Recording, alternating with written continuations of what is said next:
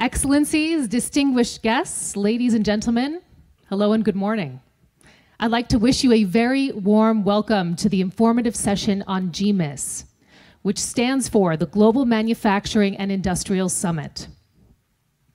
My name is Sarah Kelly.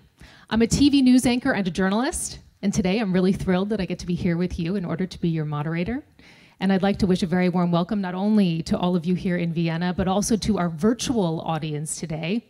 We are live streaming on YouTube, on Slido, on the UNIDO website, I understand, and also in Geneva, where we have standing by for us the UNIDO representative in Geneva, Frank van Rooij. So many thanks to him for facilitating this conversation there in Geneva. We have a really fantastic program ahead for you guys today.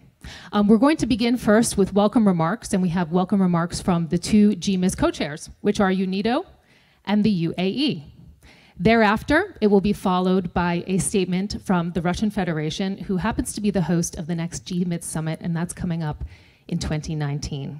Thereafter, we will have a presentation on the vision and the history of GMIS, and then we're going to have a fireside chat. So as it might imply from the title, this is a candid conversation, one where we hope that all of you will get involved, and we're providing a number of opportunities for you to do that. So a quick show of hands from all of you here today. How many have used the technology Slido at a conference? Anyone? Slido. Okay, I see 2 people, 3 people. Okay, so we're going to throw up a screen right now, which shows you how to use that. So I would encourage all of you right now, get out your mobile devices if you have one. You can also use, I see some people in the back with laptops. So I'm going to encourage you to get those out now and go to slido.com. Again, it's slido.com, S-L-I-D-O. When you get to that website, enter in the following hashtag, GMIS IDB, GMIS IDB. If you forget it, there's also a QR code that happens to be on your program, which should be right in front of you at your desk, so you can use it in that way as well. You might notice that there's already a poll up on Slido when you get there, and the poll is asking the following. Have you ever heard of GMIS before?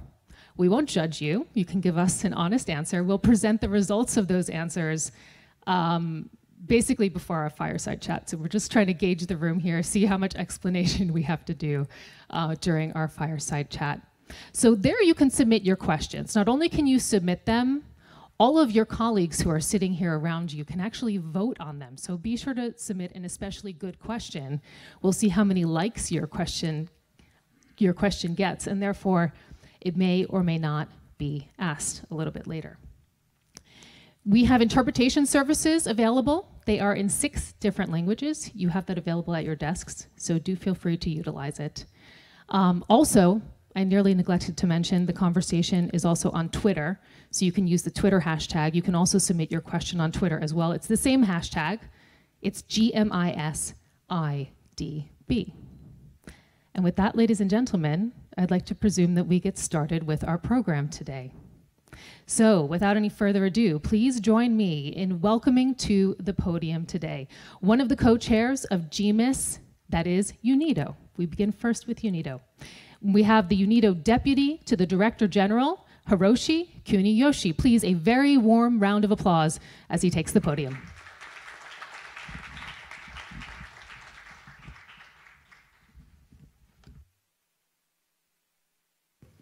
Thank you. Excellencies, ladies and gentlemen, it is an honor to welcome you to the GMIS informative session today. Allow me to specially thank His Excellency, Mr. Mikhail Ulanov, Permanent Representative of the Russian Federation, and His Excellency, Mr. Hamad Al-Kabi, Permanent Representative of the United Arab Emirates, for their participation at this session. I would also like to extend our sincerest thanks to Mr. Badr Al-Ulama, head of the GMIS Organizing Committee, for taking part in today's program. We hope that today's session will provide all of you with the opportunity to familiarize yourself with the GMIS initiative. Excellencies, ladies and gentlemen, UNIDO's mandate of promoting inclusive and sustainable industrial development has never been more relevant. Manufacturing policy continues to offer the pathway for countries to reduce poverty, create stable jobs and decent work, and increase social mobility. However, the manufacturing sector of today is changing rapidly. We see a growing application of digital technologies to manufacturing.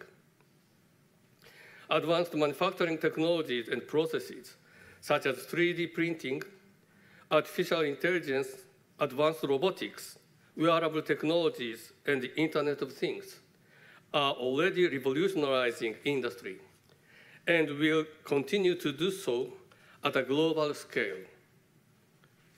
In recent years, we have also observed that several countries have established strategies to address and capture the potential benefits of the Fourth Industrial Revolution, or 4IR. Whilst this is encouraging, there is a need for us to escalate our efforts to complement these priority sector-specific strategies based on national comparative advantage with national objectives in mind. In order to achieve the full potential of 4IR economically, environmentally, and socially, what we also need is a global perspective on the Fourth Industrial Revolution, fully aligned with the 2030 Agenda for Sustainable Development.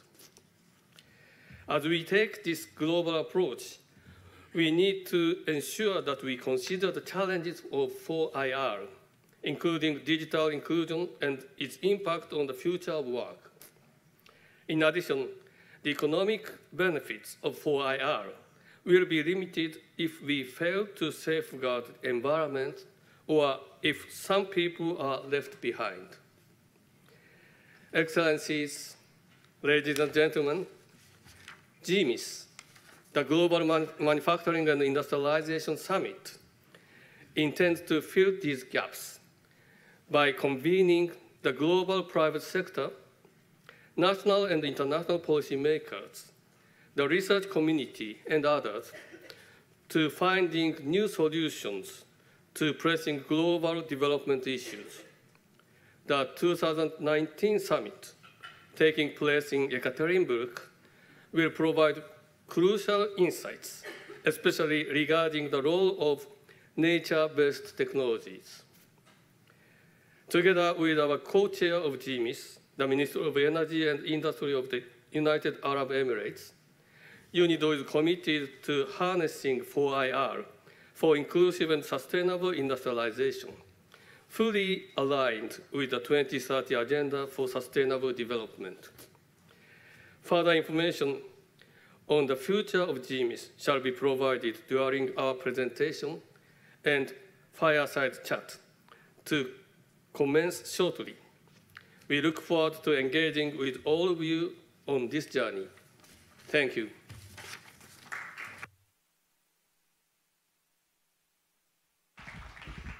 Thank you very much for those welcoming remarks. And coming up next, we're going to have another welcome from co-chair, the United Arab Emirates. Please join me in welcoming to the podium now Ambassador Extraordinary and Plenipotentiary, Permanent Representative of the United Arab Emirates to UNIDO, His Excellency, Mr. Hamid Al-Kaabi.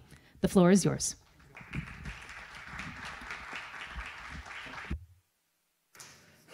Thank you. Your Excellencies, distinguished guests, ladies and gentlemen, let me first express my appreciation to the UNIDO Director General and the Secretariat for organizing this event.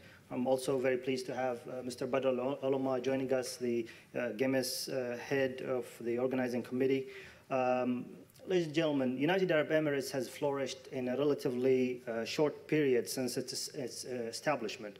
Many challenges had to overcome to achieve this. Our founding father, the late Sheikh Zayed, had the vision to leverage oil wealth to build a prosperous nation and enhance the welfare of UAE citizens. developing what we are now a world-class healthcare and education systems and a globally competitive economy. This vision, however, was not exclusive to the people of the UAE. In the midset of the country's renaissance, UAE arose as a leader in the international cooperation and the provision of humanitarian relief and development support to those less fortunate across the world. Clearly, spreading global prosperity is deeply instilled into our belief system, and unlocking the potential of the manufacturing sector will support our efforts. It has always been a key contributor to social and economic welfare and is instrumental to the achievement of the 2030 Agenda for Sustainable Development. The UAE has established a roadmap for economic diversification away from oil and gas, and has ambitious goal to elevate contribution of manufacturing sector in the country's GDP from 14% in 2014 to 25% by the year 2025. Under the leadership of His Highness Sheikh Mohammed bin Zayed Al Nahyan, the Crown Prince of Abu Dhabi, the Emirate of Abu Dhabi Economic Diversification Roadmap, Abu Dhabi's Economic Vision 2030, has set out a goal for non-oil sector to raise its contribution to GDP from 41% in 2005 to 64% by the year 2030. And the development of industrial sector is specifically recognized for its vast potential to contribute to this goal.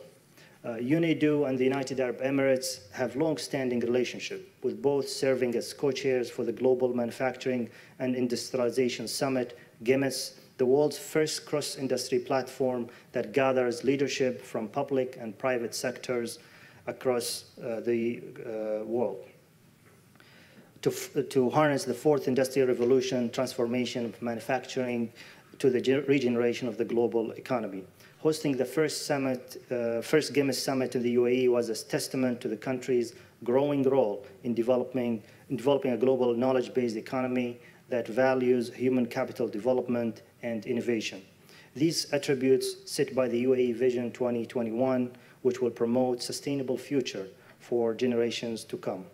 As the UAE moves to the planning of the second edition of Global Manufacturing and Industrialization Summit, I'm confident the GMIS 2019, which will be hosted in Russia, will intensify the impact of innovation and fourth industrial revolution technologies on the global manufacturing sector through worldwide dissemination of knowledge, best practices, and standards. I thank you.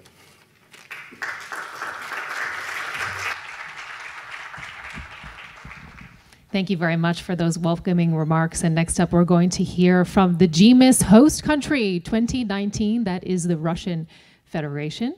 Ladies and gentlemen, join me in welcoming to the podium now Ambassador Extraordinary and Plenipotentiary Permanent Representative of the Russian Federation to UNIDO, His Excellency, Mr. Mikhail Ivanovich Ulyanov.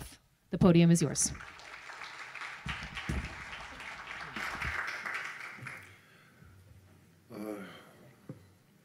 Уважаемые коллеги, посол Аль-Кааби, господин Куниеши, дамы и господа, должен сказать, что развитие национальной промышленности – это один из высших приоритетов Российской Федерации. В этом направлении ведется огромная работа. Каждый год в моей стране начинают функционировать новые.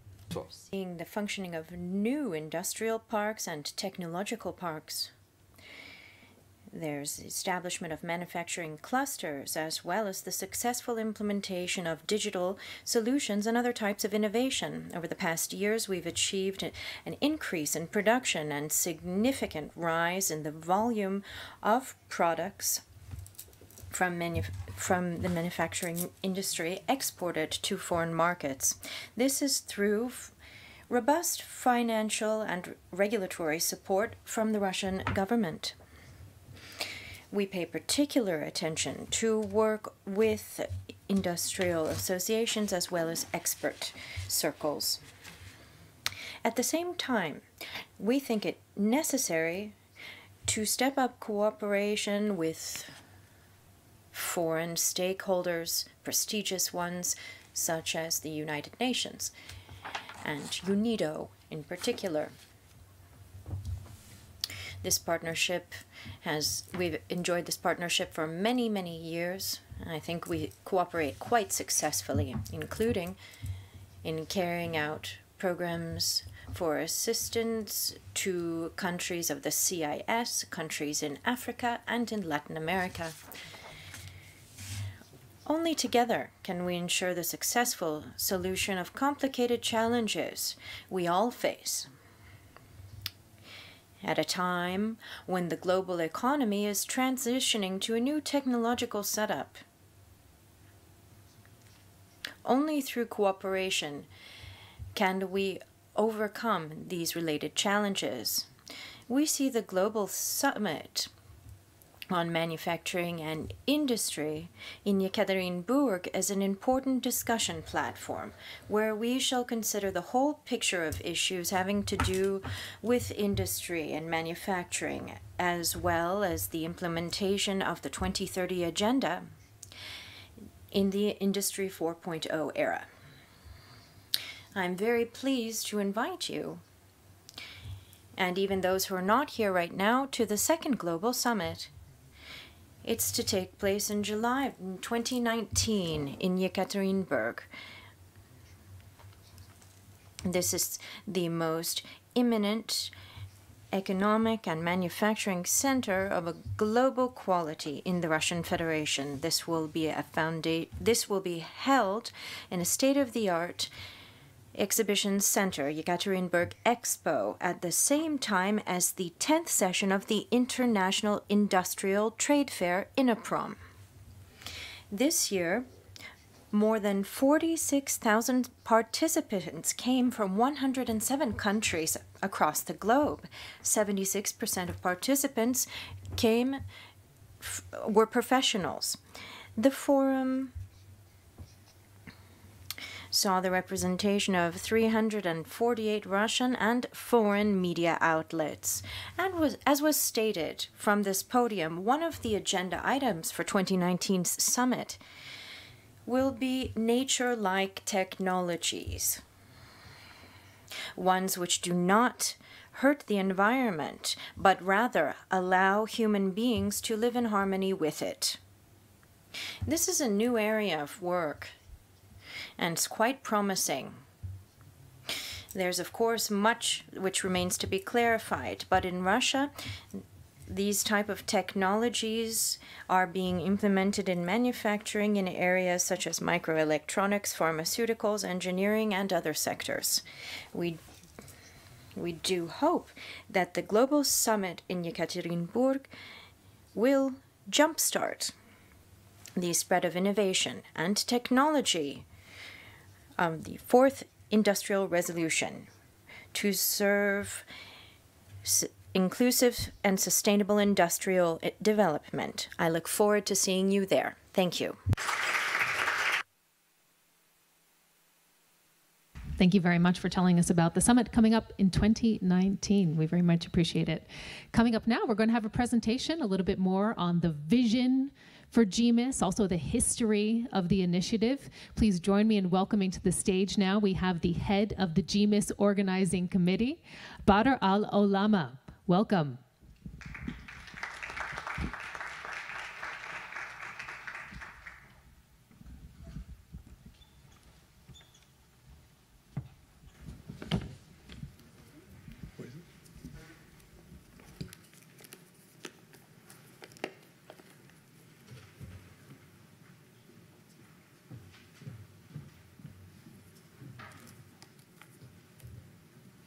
Thank you.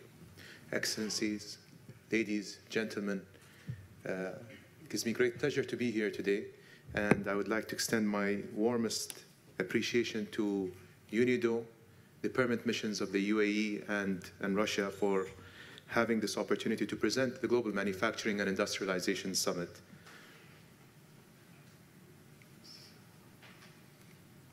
Great. I have a very short presentation, and this is primarily for those of you that voted that they have never heard about the Global Manufacturing Industrialization Summit. So I appreciate you being very straightforward about it, and I hope that this presentation will do its job in terms of giving you an insight about how our progress has happened from the day that we have started back in 2013 with this concept to hopefully the next event, which will be held in Ekaterinburg in 2019. So in brief, I do not need to preach about the impact of manufacturing to the global economy. Obviously, it is the largest employer in terms of creating employment jobs, with 500 million jobs being created by manufacturing alone, give or take 17% of the global GDP and more or less 84% of global exports. Thank you. But I want to talk about our personal experience, the personal experience where we in the United Arab Emirates went through a personal endeavor with respect to manufacturing by setting up the region's first aerospace manufacturing facility in the middle of the desert. Strata Manufacturing, a business that I had the honor of serving as the chief executive officer back in 2011, took us from desert to a dream. We started manufacturing aircraft parts that went on most of the Airbus platforms and most of the Boeing platforms, and it is a single source supplier for those aircraft parts that go on the wings and the tail of an aircraft. But more impactful was the job creation that it led to. And the job creation was out of 750 different jobs, 50% of them were targeted towards the UAE citizens. That is a small community with respect to the country in terms of population. And 9 out of 10 were women in manufacturing. And I can tell you confidently today that you can go to any aerospace factory around the world and you will not see the concentration of women leading the manufacturing floor space as you will see in Strata Manufacturing. In terms of the evolution, as you have probably heard about the fourth industrial revolution, and in simple terms, you know, I'd like to call it an evolution as opposed to a revolution, but as you can see, the press tend to call things in a much more disruptive way, and it is because it is very disruptive. Each of these revolutions has introduced a new component.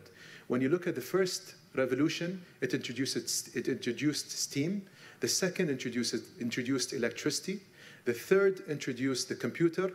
And the fourth has leveraged the power of connectivity by introducing the internet. So we thought that with this disruption, us, the United Arab Emirates, along with our co-partners, the United Nations Industrial Development Organization, that it was important to have a forum where we can bring the world together and talk about what does the future of manufacturing entail. GMIS, or the Global Manufacturing and Industrialization Summit, is a global platform. It is a multi-stakeholder platform. It brings the public sector, the private sector, civil society, academia, entrepreneurs, private corporations together to map out the way for the future of manufacturing. It brings in thought leadership, but it also brings in partnerships. The leadership of this initiative is under the patronage of His Highness Sheikh Mohammed bin Zayed Al Nahyan, the Deputy Supreme Commander of the UAE Armed Forces and the Crown Prince of Abu Dhabi. And it is also headed the advisory board by one of the largest private sector companies in the world, Mubadala, His Excellency Khaldun Mbarak. And obviously it has been co-chaired by both His Excellency Li Yong, the Director General of UNIDO, and His Excellency Suhail Al-Mazrou'i, who is the Minister of Energy and Industry in the United Arab Emirates. This is a leadership like no other. And before I move on, I would like to share a recap video of GMIS 2017.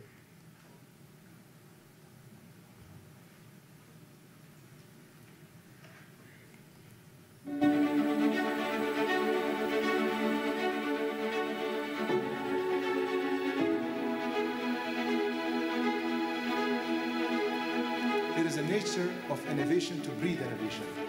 That is why we are here today in Abu Dhabi, to jointly map out the way ahead.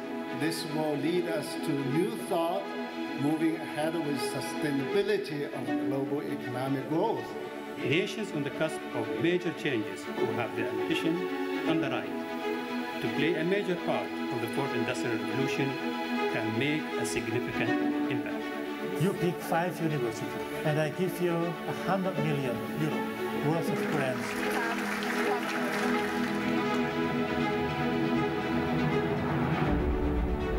Emergent organizations urgently need leaders to attract the right people, to provide renewal, inspiration, and imagination. The world today, business today, governments today, are limited only by what they don't know.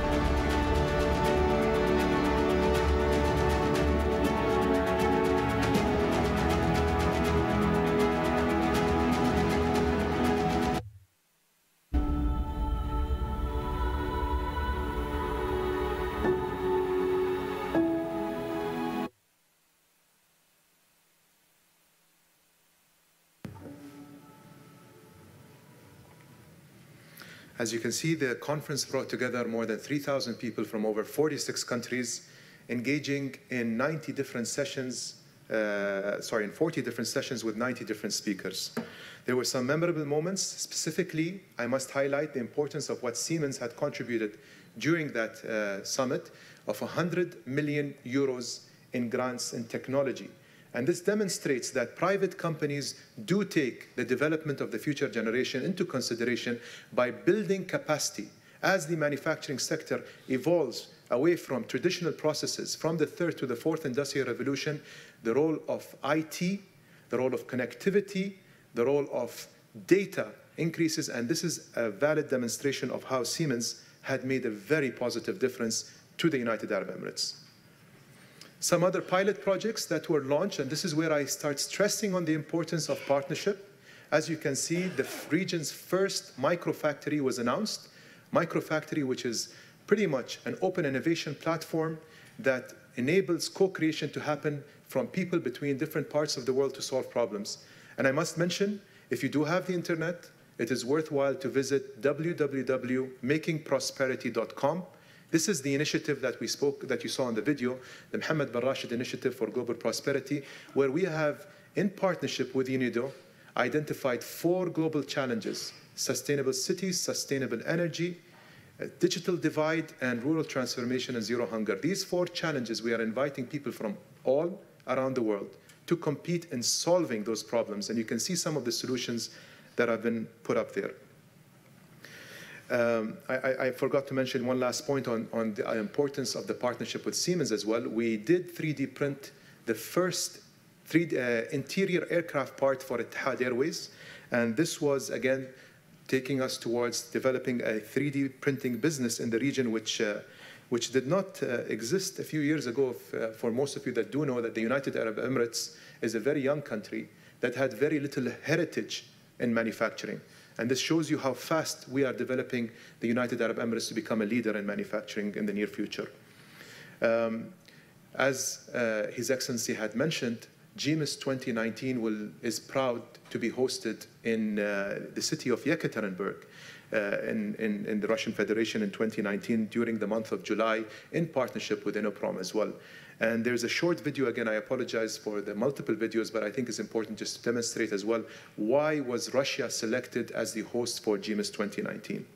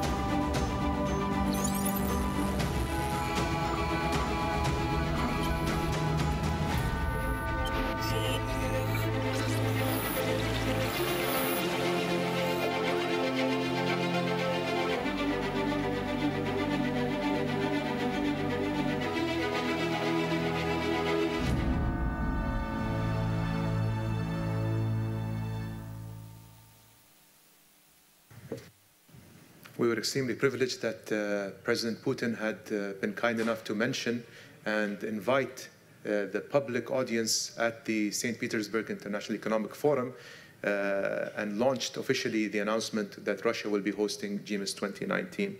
The city of Yekaterinburg is the 4th largest city in Russia, and it is the economic and industrial powerhouse for Russia. And there is a new venue that is being built on the site of their expo, where it will be a state-of-the-art conference center, as mentioned by His Excellency the Permanent Mission Ambassador to the Russian Federation. Nature-inspired technology, we thought that at the last GMIS, where the topic of interest was about inclusivity, specifically how manufacturing can bring global prosperity to other parts of the world, it was extremely important to complement the inclusive and sustainable industrial development component with respect to focusing on sustainability as a means for manufacturing to prosper in the future. And hence, being themed after nature-inspired technologies was an important transition for us, and one where the Russian Federation has a lot to offer and contribute and share with the rest of the world. Excellencies, ladies and gentlemen, I would like to invite you all to register your interest and participate at GMIS 2019. It is an important platform to not only share knowledge, but also collaborate with partners from around the world. Thank you very much.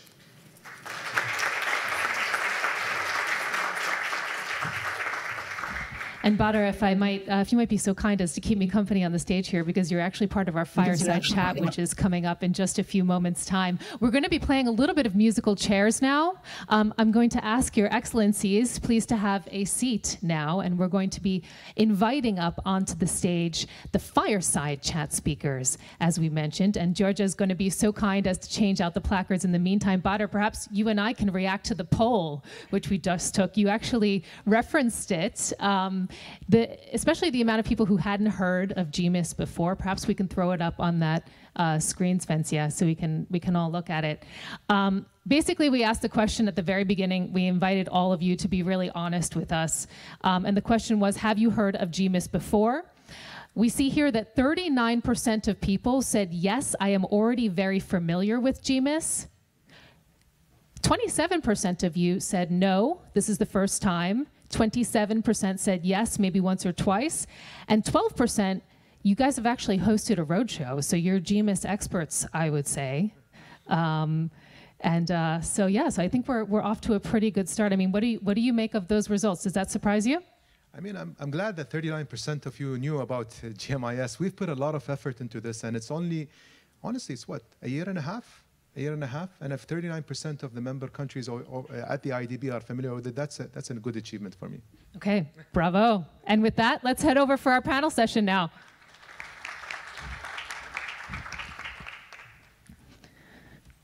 So, Badr Al-Allama needs no introduction, head of the GMIS organizing committee. We just heard a wonderful presentation. We are also joined today by a representative from the other co-chair of GMIS, and that is, of course, UNIDO. We are joined by Cecilia Ugaz Estrada, Director of the Department of Policy, Research, and Statistics. Welcome to you. And we are also joined by Veronika Peshkova. She is a UNIDO Goodwill Ambassador and a representative of Opora, Russia, and she's going to give us a little bit more perspective on the summit that's coming up in 2019 in Russia in July. So thank you so much, and welcome to you. Thank you very much. So, thank you to all of you. Welcome here today. And Badr, actually, my first question is going to go to you, because I know that you've really been with the GMIS initiative from the very beginning. And so you were so kind to present your vision to us. But I'm just curious, from the moment of conception to now, perhaps you can walk us through that initial vision, perhaps how it has developed over the past years and how you've seen it change. Sure, pleasure.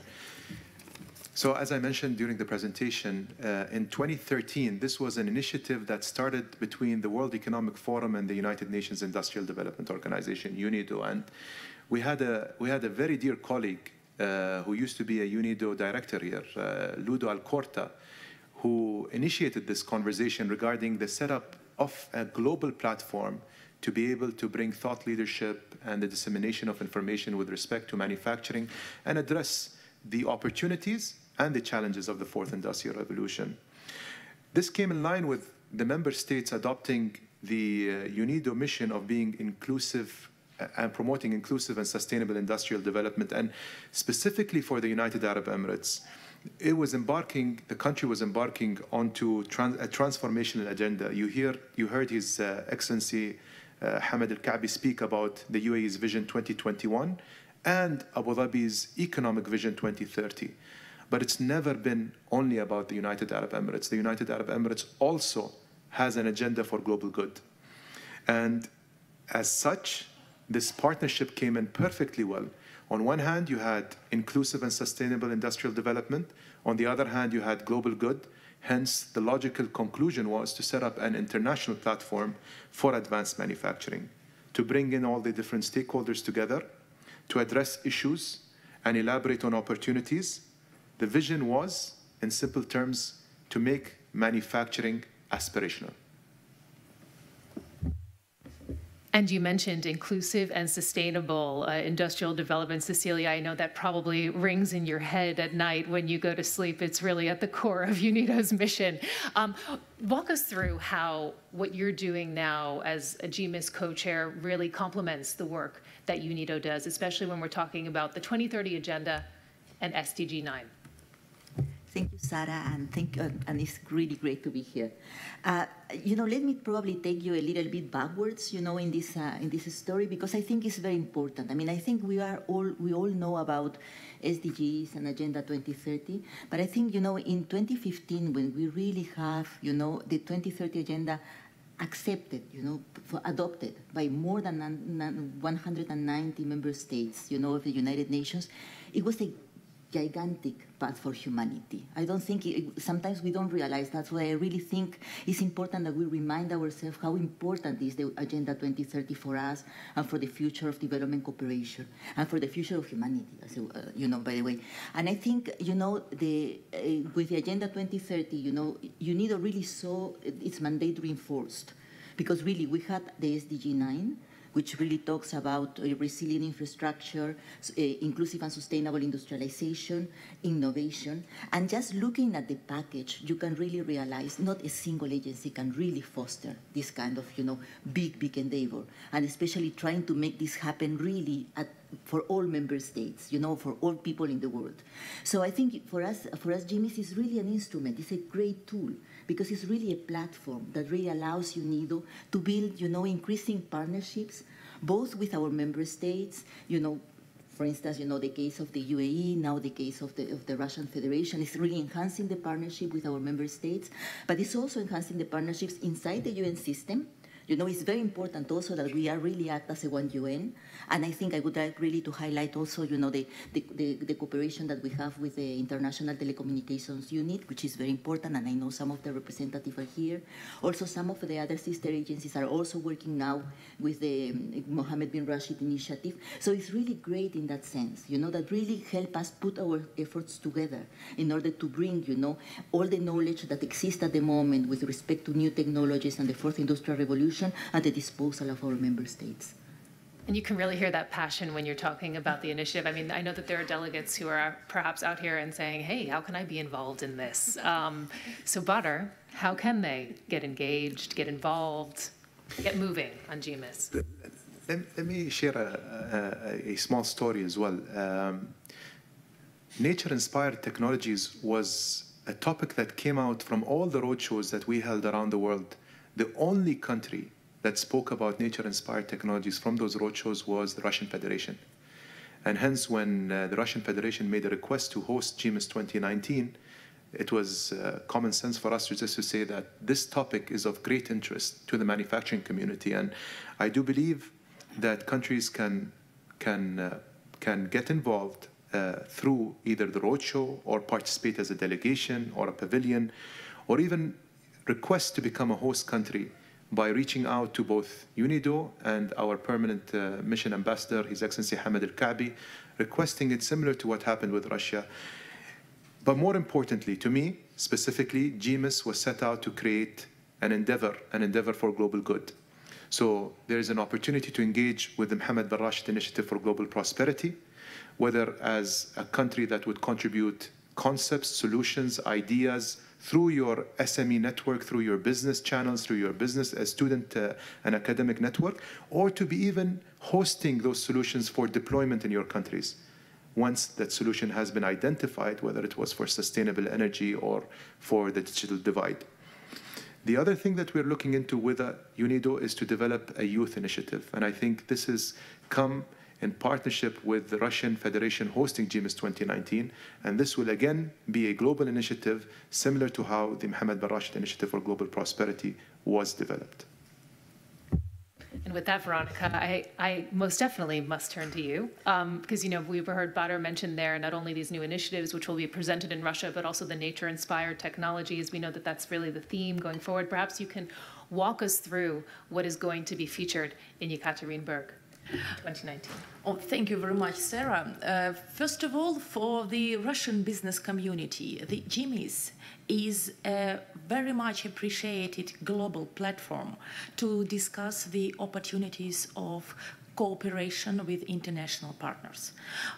In Russian Federation, we have 4 major business unions who unites from the big businesses and small and medium enterprises in different industries.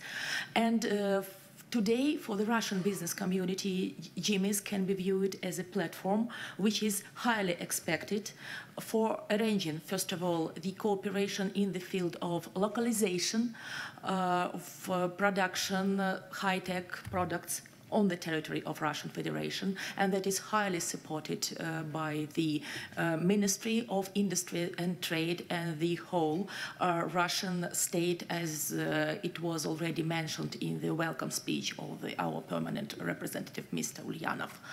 And in addition to that, GMIS is a platform for effective dialogue between public and private sector representatives. And it is an opportunity to arrange a good and effective cooperation in the field. And as to the technologies, as Sarah, you have mentioned, for example, in Russian Federation, now there are a lot of very innovative technological companies who can present the global technologies with global potential. For example, there is a company in the pharmaceutical sector which is called Brightway, who recently was awarded as a best project in the era of 4th Industrial Revolution at the Asia Pacific Economic Cooperation Award, APEC Best Award. It is a company run by a woman, but it is in the pharmaceutical sector and it is absolutely internationally certified. Another company which can be mentioned, for example, Universal, who has elaborated a technology based on blockchain, which can be adopted for smart city management, industrial process management, in financial sector, and in other fields where the good communication and data management can boost the effectiveness. That is. Thank you so much. It's clear that there's a lot of fascinating technologies, manufacturing that will all be on display coming up in Yekaterinburg in July of 2019. And I would just like to ask, because Badr, you sort of touched on this a little bit earlier in terms of your vision for GMIS in the future. I mean, obviously the summit in Russia is very future looking. Cecilia, would you like to add anything about your vision specifically? Where would you like to see the initiative go? Yeah, I think this is a very interesting question because, you know, the more we engage in dialogue with our member states, the more we realize that, first of all, as Badr was saying before, 4.0 and 4th Industrial Revolution are really aspirational. And I think, you know, it is really in the back of the mind of you know, many governments, many member states, what is it that really has to happen for us in order to be there? And I think GMIS can become really a great platform in order to be able to build capacities. You know, we have sort of talked a little bit informally also the possibility of having something like a GMIS Academy or something like that that really enhance the possibility of exchanging knowledge right? Really at a more practical level. We have to leave universities to do what they are here to do, right? And also research centers. But I think we are really looking forward, sort of having a new model in order to be able to sort of, make easier the exchange of knowledge and the technologies, the application of technologies. And I think that GMIS can become something very instrumental for that purpose. Also, of course, enhancing also the possibility of doing South-South and triangular cooperation. The concept is open. So really, I mean, if anybody have any ideas, we will be very, very welcome to develop this concept all together. Thank you so much. Veronica, I can see you want to add something.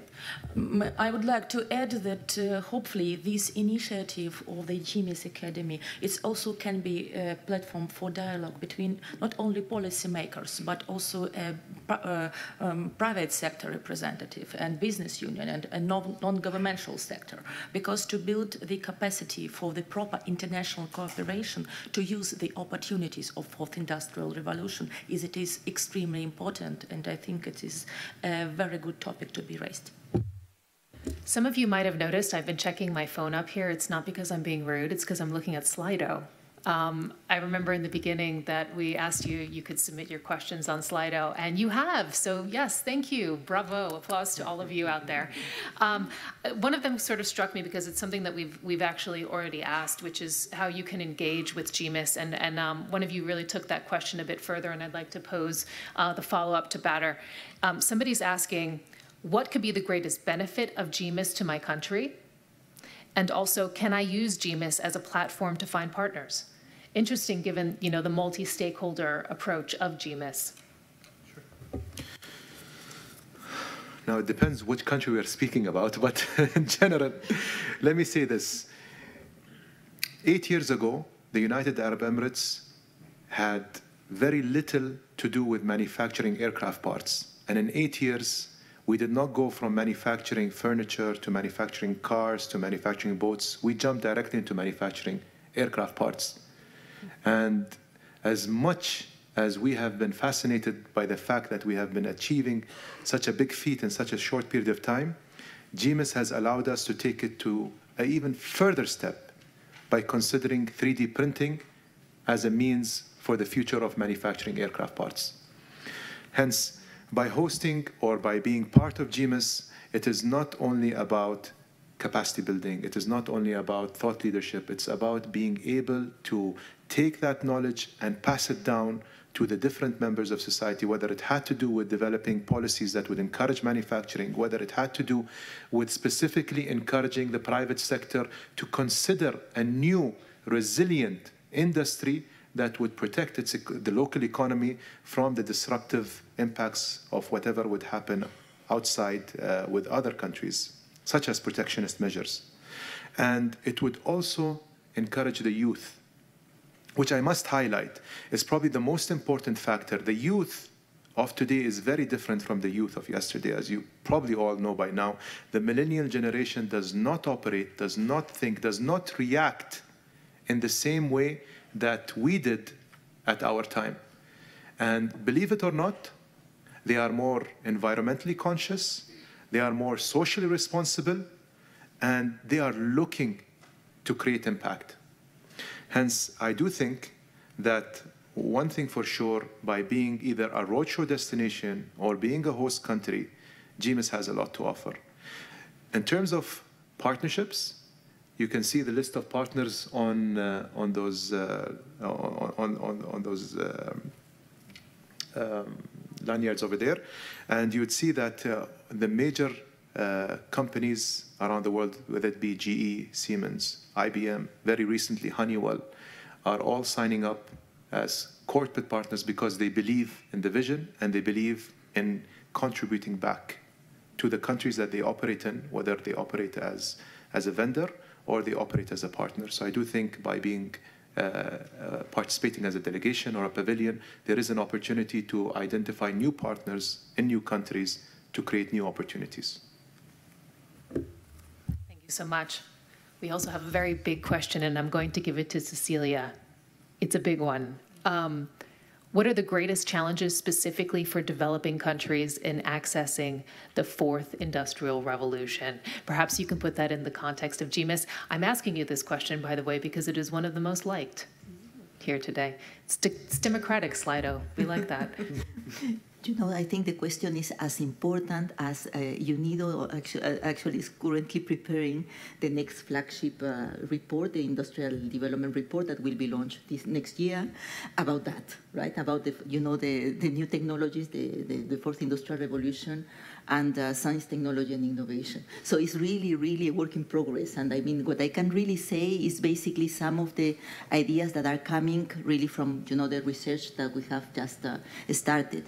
Of course, I think at the moment there are many more worries than actually, we think about opportunities and challenges. And of course, some of the challenges come immediately to mind with the whole issue of automation, and the possibility of destroying jobs in the meantime, before really during this transition process, before we really manage to get, the new sectors coming up and absorbing the labor force. And so that's a very big concern, I think, throughout the world and in particular in developing countries.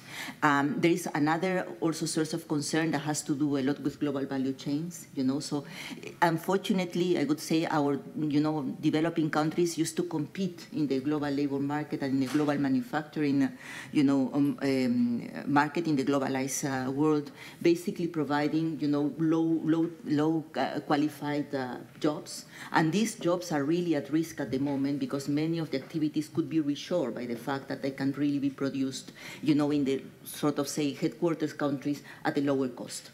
Nevertheless, one thing that we are also observing is like, we have the coexistence of these kind of, different layers of complexity of technologies happening at the same time in the countries. So what we are really trying to explore is really what is the possibility of these, new islands of big technological change having some input, some impact, positive impact, not just, localized in the same, let's say sector where they are being applied, but also in society as a whole.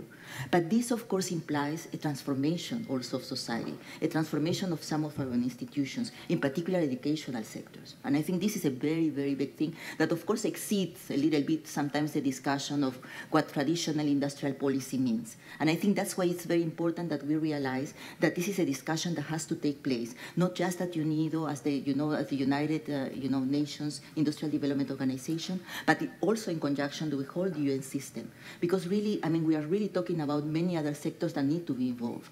We are talking, for instance, about the possibility of reforming our labor market policies.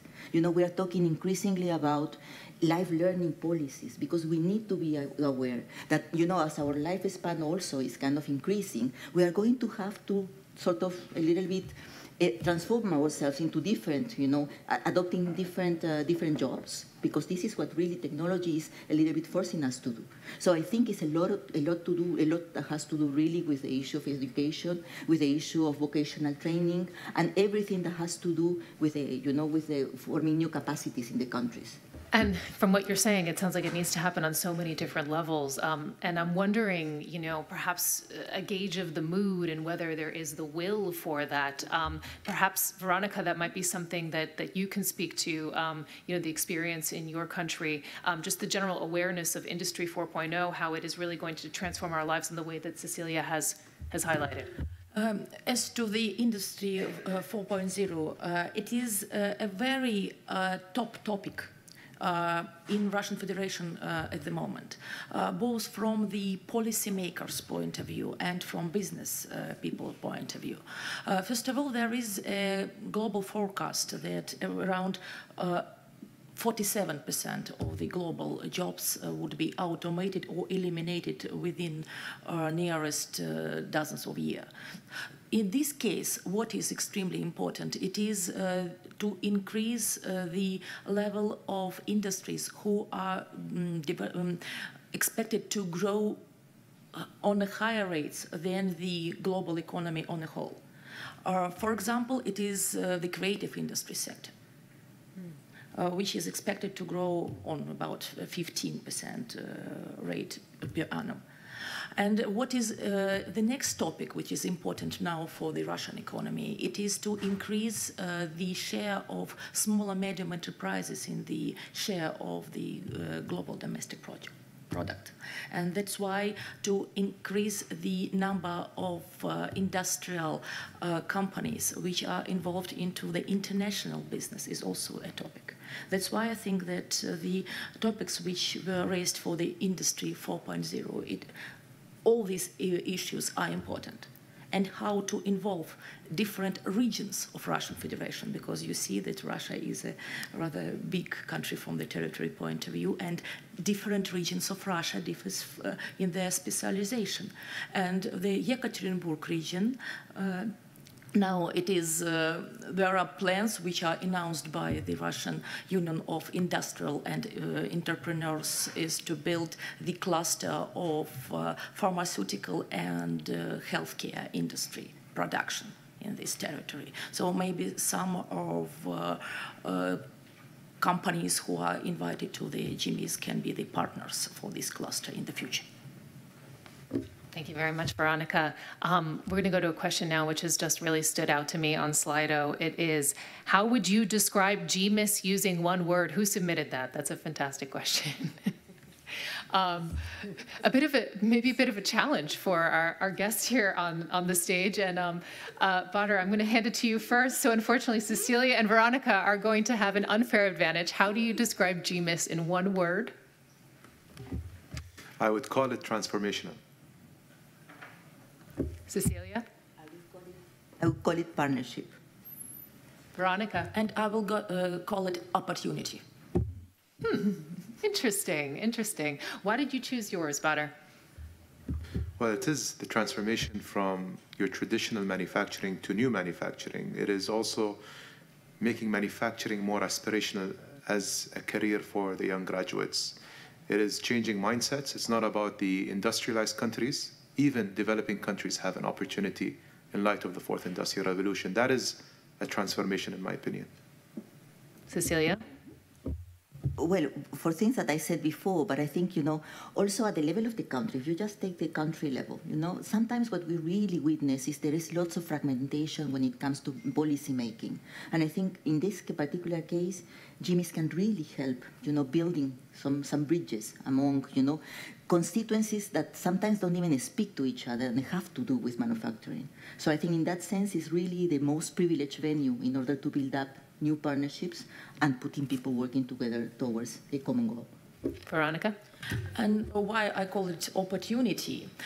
Because it is a platform where, due to a big number of participants from all over the world, it is possible to meet your potential investor, your potential partner, your potential client.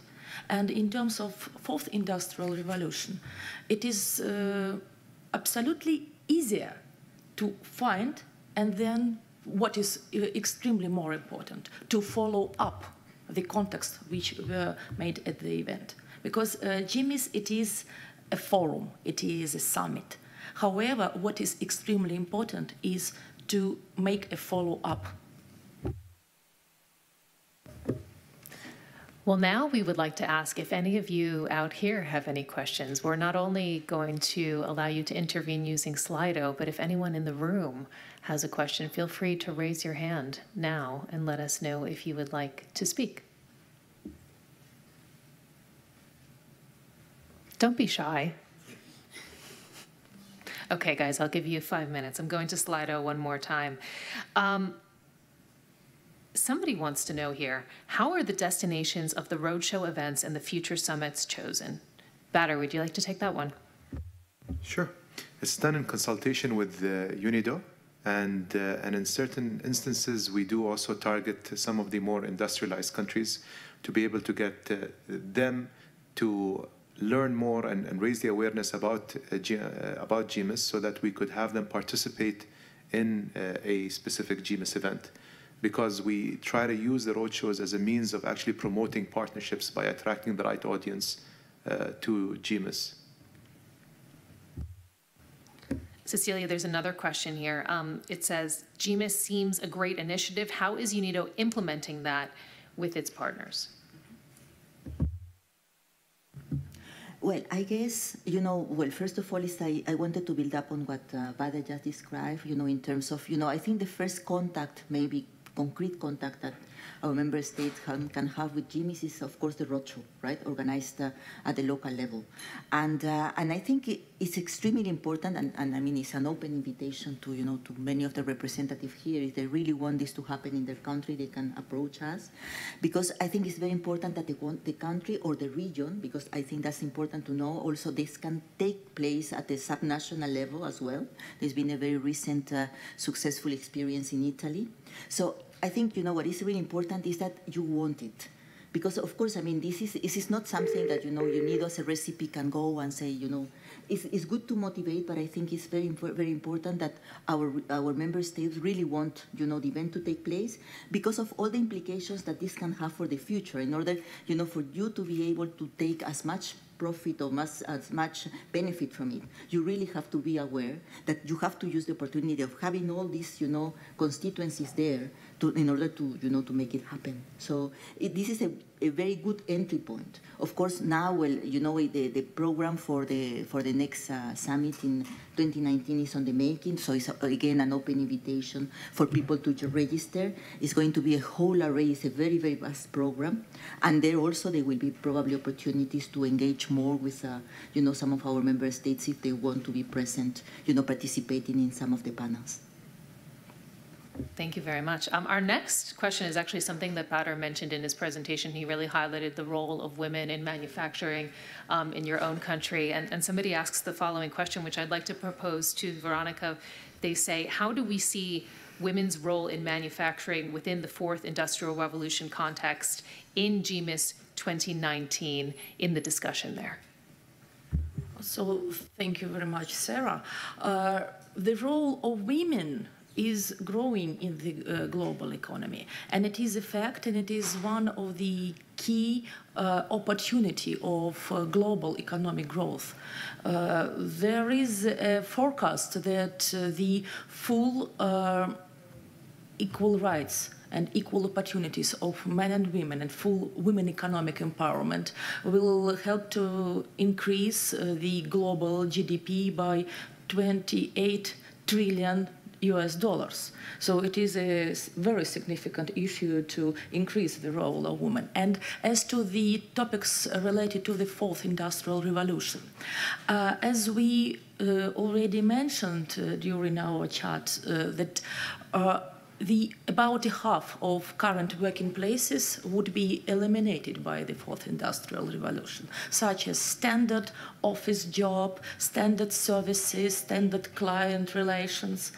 And all these jobs will be automated and eliminated. And many of these jobs currently are occupied by women.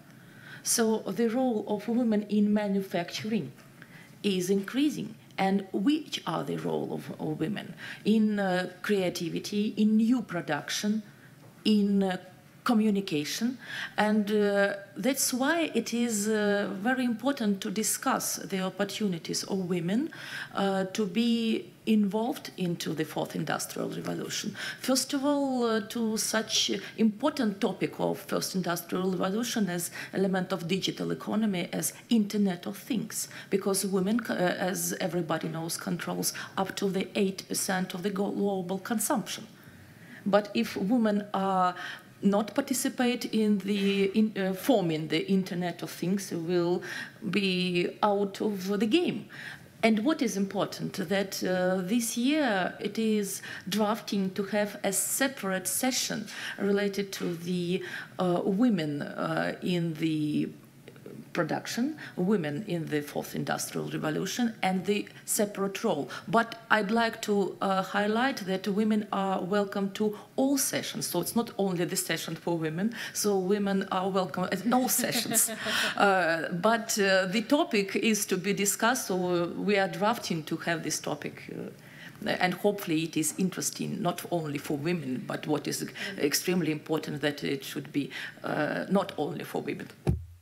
Veronica, it leads into the next question that we have here on Slido, which I'm going to propose to Cecilia, this whole question of, leaving no one behind. Somebody asks the following: digital connectivity has positive effects, but it can also deepen inequalities. How can public-private sector work toward a framework that leaves no one behind? Perhaps you can discuss that in the GMIS context, specifically, and how that might facilitate that end goal to lessen inequalities created by the digital revolution and Industry 4.0. Well, I think, sometimes when you think about new technologies, I think the whole issue of inequality is sometimes inevitable, quote unquote, right? Because that's where you really need public policies. We have to be very wary about this, right?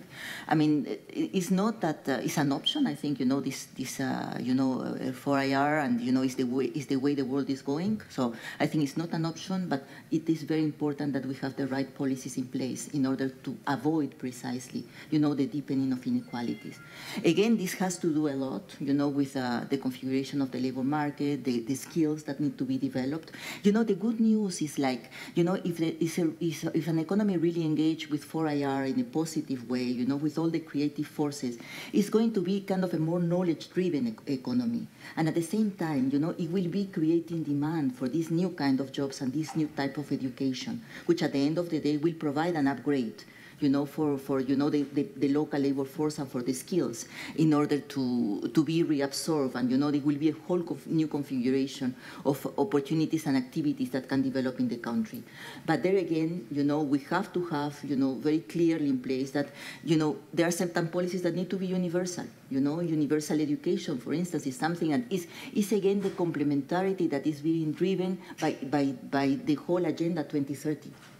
It's not one SDG as opposed to the other, all that need to really happen at the same time.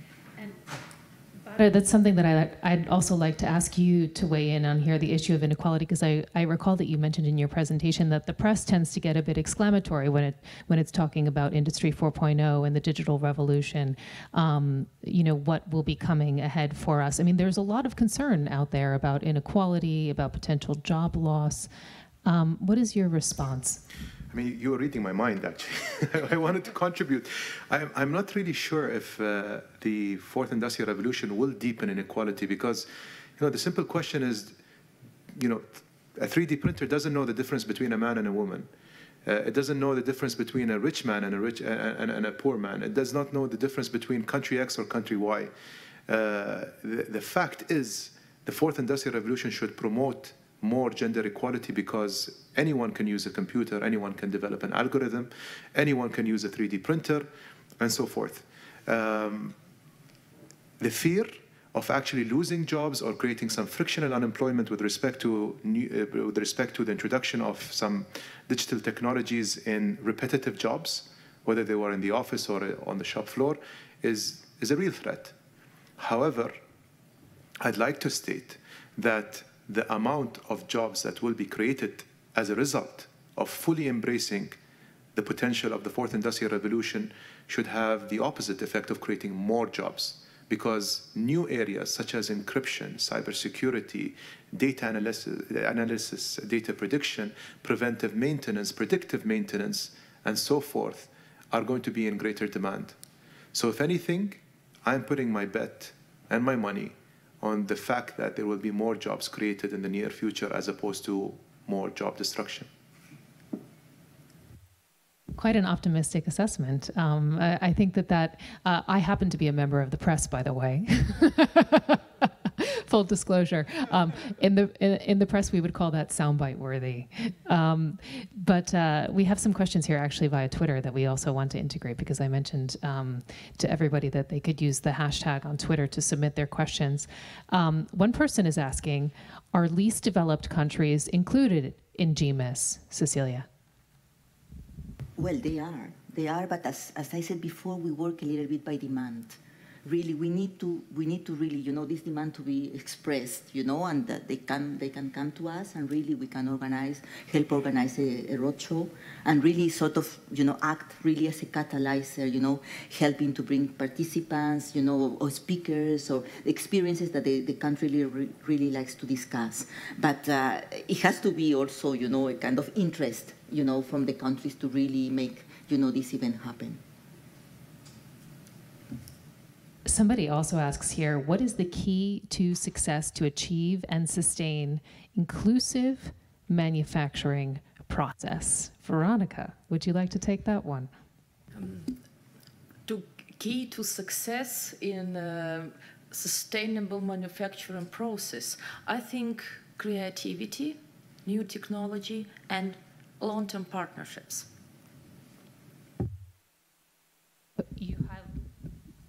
Excuse me. You highlighted a lot of successes in your presentation. I mean, we mentioned that you've really been involved in GMIS from the beginning, before then in the aerospace industry. So, I mean, what do you think the magic formula is? Is there a magic formula? Are there any lessons to be learned? Is there anything that you can share with the people here today? Of course. I mean, when we set off with the aerospace manufacturing facility in the middle of the desert, I can tell you that there were a lot of people and a lot of companies that believed that we could not manufacture aircraft parts out of a perishable material called carbon fiber in the middle of the desert with people who have never done it before and with a population of the workforce that were high school leavers. So I guess my view is that you should never have a preconception or prejudgment about whether or not country X, country Y, community Z, or society A, B, or C, whatever else, can or cannot do something. The willingness is in the people. And if the people desire and have the passion and the motivation to make a difference, then they will. Georgia has just come to the stage, and that means it is time for us to head to Geneva. Geneva has a question, in fact. I think we can throw up the feed, actually, to Geneva because they're watching via live stream, and I'll toss it over to them. Somebody has a question there. Well, thank you very much, Sarah. In the absence of... no, I do see a question now. Perhaps before I ask my question, let me pass the floor to the delegate from Rwanda. Edouard? Thank you very much. GMIS is really, I totally agree, it's transformational partnership and opportunity. I'm impressed by how United Arab Emirates has made this manufacturing of aircrafts, and to the extent that they even went into 3D printing. This is an ambition that most of us should be aspire for, and indeed, as the gentleman said, we shouldn't just say that we can't do that, because only 8 years to jump into that intensive knowledge, intensive technology sector is something that is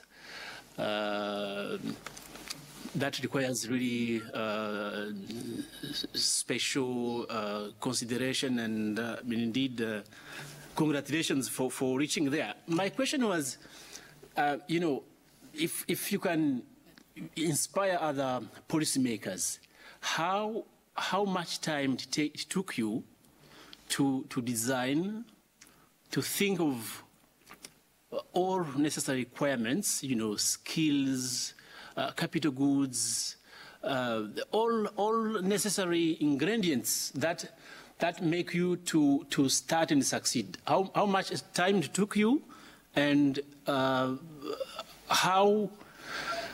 I have many issues to talk about that. At what time, at what point in time you realize that yes, we are going to reach there? Thank you very much indeed for sharing. And if I can just perhaps add, maybe Badr, you can take that question. If I can just add, you know, how GMIS can facilitate that process also, especially, you know, you mentioned the shortened time frame. We know GMIS has the multi-stakeholder approach. How does that add facility? So I'd like to start off by saying that the first step towards setting up any ambition is to have a clear vision and good leadership. And I do believe that we were very fortunate that we had His Highness, the President of the United Arab Emirates, Sheikh Khalifa bin Zayed Al Nahyan, who launched the Abu Dhabi Economic Vision 2030 in 2004, between 2004 and 2005, where they set that vision for diversification of the economy towards new sectors. We took that document, We broke it down into what does it mean for industry and manufacturing specifically in 2007, put a strategy in place with respect to, in the entire spectrum of the aerospace world, where can the United Arab Emirates compete? Where can the United Arab Emirates add value? And in 2009, we broke ground. In 2010, 10 months later, we had the facility built. And 3 months after having the facility built, we shipped our first parts out to Airbus, being our first customer. And building on your question, Sarah, I believe GMIS, by hosting the public sector and the private sector together, is a formula for success. The private sector does want to contribute and does want to add value to different economies if they are aware of what those opportunities are, by exchanging information, by engaging with different governments, by understanding that even in the middle of a desert, there could be an aerospace factory that ships parts to Toulouse in France or to Seattle in the US. So I do think GMIS has every potential of enhancing that dialogue. And I would also encourage, if I may, Cecilia, encourage that similar to how we set our own strategy for diversification by putting a vision in place, UNIDO can help governments with respect to setting an industrialization strategy. But that is the first step. The first and foremost and most important step is to have a vision. And then good leadership can get us there. Do we have any additional questions? Perhaps here in Vienna, this will be the last opportunity, actually, for you to pose one if you do have one. So, as we like to say, speak now. In that case, Veronica, perhaps I can turn to you, because I saw you nodding when Badr was talking about, establishing a vision, executing it. Perhaps you would like to weigh in on that question, because, and correct me if I'm wrong, but the gentleman that we heard from in Geneva, it seemed as if there was really a question of, where do I start? I can absolutely agree with Badr that it is very important to have a vision. And then it is important to have a strategic dialogue between public and private sector. If a public sector makes a strategy, then in this case, a private sector can invest into the realization and implementation of this strategy. And what can be given as an example on the Russian Federation, that that free economic zones and support from the national government and from the regional governments helped many companies to establish new plans and to implement new technologies and become internationally competitive on new market. And as it was mentioned today already, that the number of products which are exported and which are produced internationally is growing. That is why this diversification of the economy is an opportunity. And GMIS is one of the good platforms to meet appropriate potential partners in the field. Ladies and gentlemen, we just have time for one last question, and I'd like to leave you today on a bit of a hopeful note. Cecilia, I'd like to ask you first, and everyone will also have the opportunity to respond. What are your hopes for the future with regard to GMIS, and then just also generally speaking with regard to manufacturing and industrialization? Thank you. I think, building a little bit up on what Badr was saying. Exactly. One of the functions that we have in our department is precisely, strategy and policy advice, right, in terms of industrialization policies. And what we really sort of notice is that these really have, to be ingrown. You have to really have that willingness and that vision in order to drive the whole process, forward. And this is where we are there to support, right? And I think in that sense, GMIS is an extraordinary tool, because it can really help, this policy dialogue that sometimes takes place in a kind of very inorganic way to come together and really have the proper stakeholders around the table. So I think, trying to basically build the proper, synergy between this, this GMIS as a platform, but also as helping really as a proper policy tool is something that we really need to work, more on. Yeah. Veronica, what are your hopes for Russia's involvement in GMIS, especially considering that you have your summit coming up soon? We have a summit in July, and currently there is great support from the public sector, as the Federal Ministry of Industry and Trade is deeply involved into organizing the GMIS, and also there would be, as far as I know, there would be roadshow events in Moscow and in St. Petersburg, and the biggest business unions will be participating in these roadshow events. So, and what is important is to make a good preparing, and then to make a good event, and then to make a good follow-up. Okay, so it's threefold, actually.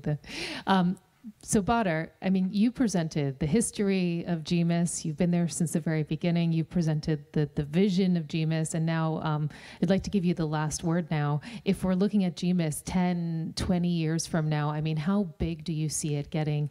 How do you see it expanding in the future? How do you see it facilitating the next years when it comes to manufacturing and industrialization in the world? I mean, I'd like to answer that question from a perspective of saying, what does success look like for GMIS? And I think the first factor is to say that every individual that graduates or doesn't even graduate from university, goes through vocational training, makes manufacturing a career aspiration. That is success for us. Success number one. Success number two is to be able to eliminate geographical borders and talk about cross-collaboration for the benefit of society and for the benefit of humanity. And I think through the pilot projects, through the collaboration between companies, companies with governments, governments with academia, that is going to be the second most important success factor for us. And third and last, which I mentioned with this, which is really important to the United Arab Emirates, is to continue to advance the global good agenda. And that will be in the form of the initiatives, whether that is the initiative, the Mohammed bin Rashid Initiative for Global Prosperity, or it is going to be the youth initiative, hopefully, that we are looking to develop with the Russian Federation, or anything that comes after that, those initiatives and the contributions that go behind those initiatives to do greater global good for the world is going to be the most important success factor for us. Sarah, I just would like to mention as well that we are in discussions at the moment with several countries for GMIS 2020, for GMIS 2020. And if there is a country that is interested to host GMIS 2020 or there beyond, it would be very important to speak with UNIDO and our permanent representative, His Excellency Hamad Al-Ka'bi, to express your interest so that we could take it into consideration and get into an engagement and dialogue for the coming few years. Thank you. Excellent. Thank you so much for sharing that with us. By the way, there was a question on Twitter, which was, how would you describe GMIS using a title of a song? I did not pose that question, so you're welcome. But you can perhaps think about it for the next time and arrive prepared. We seem to having a lot of these trick questions, so somebody's a jokester among you. Ladies and gentlemen, that concludes the informative session on GMIS. My name is Sarah Kelly. It's been a great pleasure to be your moderator today. I hope that we all learned a little bit today. We would actually like to be a bit bold as you head out. We're about to release another poll, and this poll is a review on all of us. So it is, have you found the informative session informative? So do feel free to weigh in. I know I mentioned at the beginning with the first poll that I wouldn't judge. This one, maybe I might. I haven't decided yet. But thank you very much for all of your participation with asking questions, and we wish you an excellent rest of the day. Thank you.